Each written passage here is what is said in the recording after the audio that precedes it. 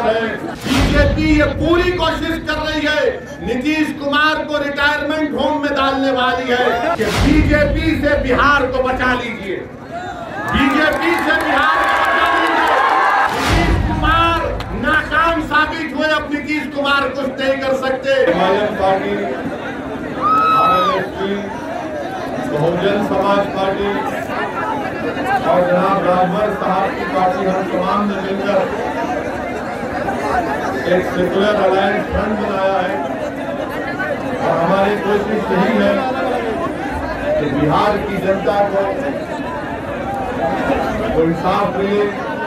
वो बिहार की जनता जो आरजेडी के 15 साल में पिसी गई, वो बिहार की जनता जो नीतीश कुमार, बीजेपी, मोदी के 15 साल के शासन में जिनको बेरोजगार बना दिया गया, जिनका गरीबी उनका मुकद्दर बना दिया गया, और आज ये अलायंस आपसे वादा करने आया है कि आप जनाब कुशवाहा साहब को इसका चीफ मिनिस्टर बनाइए और हकीकी मानों में बिहार की जनता से इंसाफ होगा।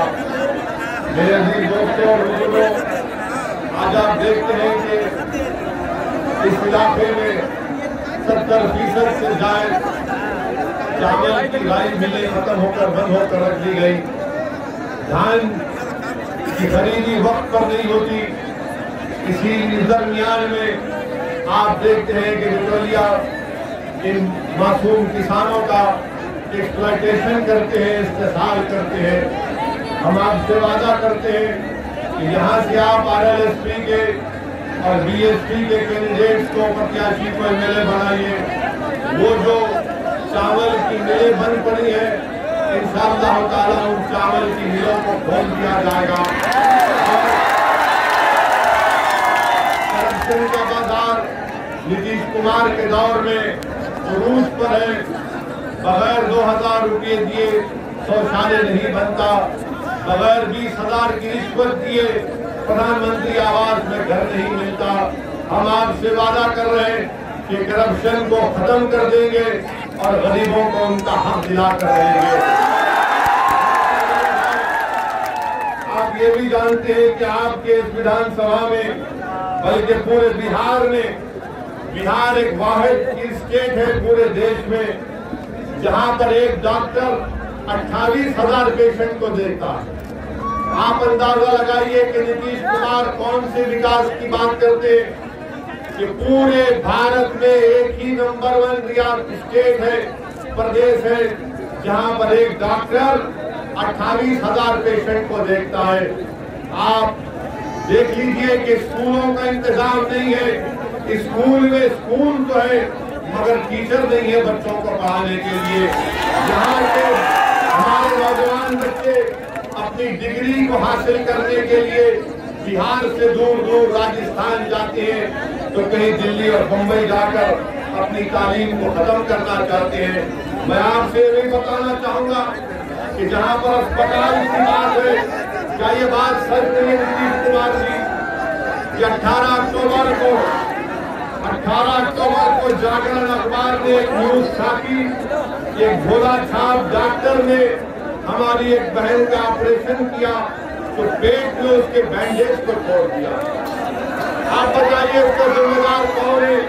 फिर यहाँ पर आप जानते हैं कि लॉ एंड ऑर्डर का मसला, एक हमारी बहन कांस्टेबल थी जिसको जहेज के लिए सताया गया तो उसने खुदकुशी कर ली। बउआ में स्टोन माफिया का इतना रूज है कि फॉरेस्ट के ऑफिसर्स पर गोली चला दिया जाता है। आप ये भी जानते हैं कि बमुआ और दरौली स्टेट हाईवे जो उत्तर प्रदेश को लगता है और वहीं पर खुदरा और बमुआ की रोड है, ये दोनों रोड ऐसी है ऐसा लगता है कि चांद के गड्ढे भी यहाँ के गड्ढों को देखकर शर्मा जाएंगे। ये हाल बिहार के विकास का है, मगर आज आप देखते हैं कि नरेंद्र मोदी ने वादा कर दिया कि मैं 1 साल के अंदर 19 लाख नौकरियां दूंगा, तो वहीं पर आरजेडी ने कह दिया कि हम 10 लाख देंगे। हम आरजेडी से, नीतीश कुमार से, मोदी से पूछना चाहते हैं कि आरजेडी को 15 साल, नीतीश कुमार, मोदी और आरजेडी को 15 साल, 30 साल पहले अगर कोई पैदा हुआ होगा तब तक उसकी शादी हो गई होगी, 4-5 बच्चों का बाप या माँ होगी। 30 साल में आपको याद नहीं आया? 30 साल में आपको याद नहीं आया? मेरे भाई, मेरे नौजवान साथियों, आप अंदाजा लगाइए कि अगर 1 लाख नौकरियां टीचर्स की खाली है, करीब 1 लाख डॉक्टर्स की नौकरियां खाली है, क्या कोई डॉक्टर टीचर की नौकरी करेगा? बीजेपी ये चाहती है कि बिहार में कोई नया मुख्यमंत्री बनेगा तो बीजेपी का बनेगा। बीजेपी ये पूरी कोशिश कर रही है नीतीश कुमार को रिटायरमेंट होम में डालने वाली है। मैं आपसे अपील कर रहा हूँ, मैं नौजवानों से अपील कर रहा हूँ कि मेरी इस बात को रिकॉर्ड करके बिहार की जनता तक पहुंचा दीजिए कि नरेंद्र मोदी बिहार में बीजेपी को के एक एमएलए को अपना मुख्यमंत्री बनाना चाहते हैं। बिहार की जनता को ये मुबारक सरजमीन है, यहाँ से बड़े बड़े लोग उठे जिन्होंने भारत की जमहूरियत को मजबूत किया। मैं आपसे अपील करने आया हूँ कि बीजेपी से बिहार को बचा लीजिए, बीजेपी से बिहार को बचा लीजिए। नीतीश कुमार नाकाम साबित हुए, अब नीतीश कुमार कुछ नहीं कर सकते। नीतीश कुमार रिटायरमेंट की जिंदगी, आरजेडी के 15 साल आपने देख लिया, नीतीश बीजेपी के 15 साल आपने देख लिया। अब एक बिहार के रोशन मुस्तकबिल के लिए जनाब कुशवाहा साहब के जो कैंडिडेट्स हैं, बीएसपी के जो कैंडिडेट्स हैं, वीरेंद्र साहब को कामयाब करिए, अमिता यादव को रामगढ़ से कामयाब करिए, सुमन देवी को बुहानिया से और जमा खां को चैनपुर से। ये दिल भरे बातों में मत आइए। आरजेडी 10 लाख तो मोदी ने कहा मैं 19 लाख। मोदी वो 1 लाख करोड़ का पैकेज कहाँ गया? वो तो दे दो बिहार को। 15 लाख का वादा किया, 15 लाख है, 15 लाख नहीं आए। मैं यहाँ पर एक बात कहकर अपनी बात को खत्म कर दूंगा कि 10 लाख और 19 लाख हम अपने बचपने में एक लतीफा सुनते थे।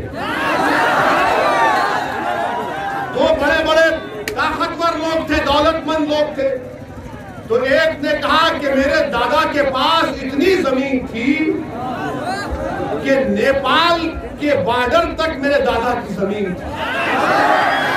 उसने कहा उस जमीन में मेरे दादा के घर का एक कमरा इतना बड़ा था कि 2 एकड़ पर खाली कमरा था। और उसने कहा कि मेरे दादा के पास इतनी बड़ी गली थी कि अगर कोई उस गली में चला जाता तो वापस आने तक वो बूढ़ा हो जाता। तो दूसरे ने कहा इतने लंबी छोड़ी, मुझे भी लंबी छोड़ना है। उसने कहा कि मेरे दादी के पास इतना बड़ा लंबा बम्बू है, अगर नेपाल में चांद दिखा तो मेरी दादी उस चांद को बम्बू से हटाकर मेरे घर के सामने लाएगी। दिल नहीं लगता तो दादी तारों से खेलती थी। तो दूसरा छोड़ने वाला था, उसने कहा ये तो बता दे प्यारे कि तेरी दादी वो बम्बू कहाँ रखती थी? तो उसने कहा कि तेरे दादा के गली में। ये क्या मजाक है बताइए आप? ये 10 लाख और 19 लाख तुमने 15 तुम्हारे 15 साल में तुमने कितने नौकरियां दी बताओ आरजेडी वालों? नौकरी मिली तुमको? नीतीश कुमार ने नौकरी दी नौजवानों को? मेरे भाई जब किसी ने कुछ नहीं दिया तो क्या तुम्हारा वोट क्या हकदार है? 48 तारीख को आप बड़े इत्मीनान और पूरे एतमाद के साथ सुबह निकलिए और आरएलएसपी और बीएसपी के इस अलायंस को, जिसमें एमआईएम भी शामिल है, इसको कामयाब करिए। जब डॉक्टर्स के लिए मेडिकल कॉलेज नहीं है तो कैसे नौकरियां पैदा होंगी?